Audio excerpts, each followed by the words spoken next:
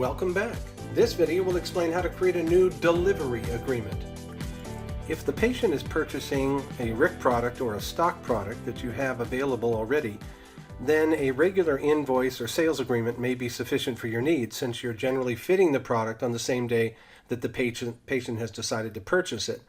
But in the case of a custom product, such as an ITE, ITC, or a CIC product, the patient may have purchased the device on one day and maybe a week or two later is actually fit with the device. So you may need a delivery receipt, which is separate than the initial sales agreement. Let's create a brand new invoice here.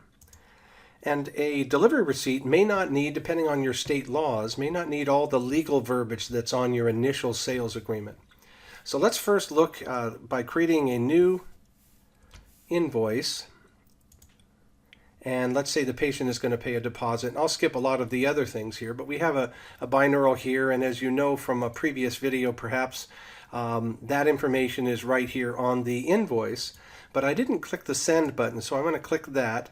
And it fills in the Phonak ITC and the product here. I would want to put in the serial number, the side, perhaps when the device was purchased, when it was actually fit, and if necessary, a warranty, etc. So I'll just put in a warranty right here and loss and damage. Then I'm going to click the copy button, and that gives me a duplicate essentially, except for the opposite ear. I'm changing the serial number. So I now have that ready to go. Let's close that device's window.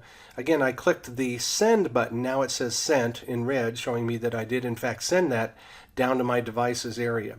When we preview the purchase agreement, now those devices are displayed in their detail along with their warranty expiration, etc., instead of just the generic line that you might see in the center of the screen. So that's the initial purchase, but now we're talking about a delivery agreement. So the difference with the delivery agreement, and that's available here at the bottom, we're going to preview that and take a look at what that looks like. So we don't have to have all that legal verbiage in many states. It's basically the patient has already agreed to the legal terms of the purchase. Now the delivery receipt can focus on other things, such as, let's zoom in just a little bit here. We have a delivery checklist that can be modified for your particular needs, but we don't have to have all that text up here, so we have some extra space. So when you print this out, then the patient can go over the list with you to make sure that they've learned how to change the battery or clean the instrument, etc. We still have a very similar signature area down here, but again, in this case, it says delivery agreement instead of sales agreement. So to have the patient sign that with the iPad or iPhone, if you're not going to print one or two copies, you can click the pencil icon on the iPad or iPhone and have the patient sign that device right there. They can click the shopping cart if they want to see what they're actually signing, that what they've purchased. And this exclamation point here, you can add additional information if you'd like that's important as part of that sales or fitting process. So there may not be a lot for you to have to do in order to create a new delivery receipt, since the invoice may have already been created previously. But you can, for example, if the patient has paid a deposit and they want to pay the balance, you can insert the balance by clicking that button there, and they're going to pay with a credit card or whatever it is that you want there. And then finally, as we've discussed, you can go to that delivery receipt right here. You can archive it. You can turn it into a PDF. You can print one or two copies.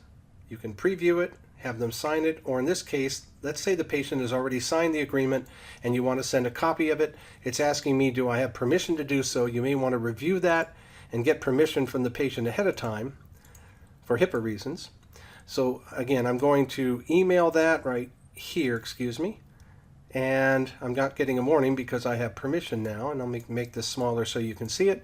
It's automatically going to send it to Jennifer with the attachment. Let's see if this will open up on my other screen, but as you can see, we have that agreement all ready to go, and she has a copy of that signed agreement very quickly. So that's how you create a new delivery receipt in HearForm Pro.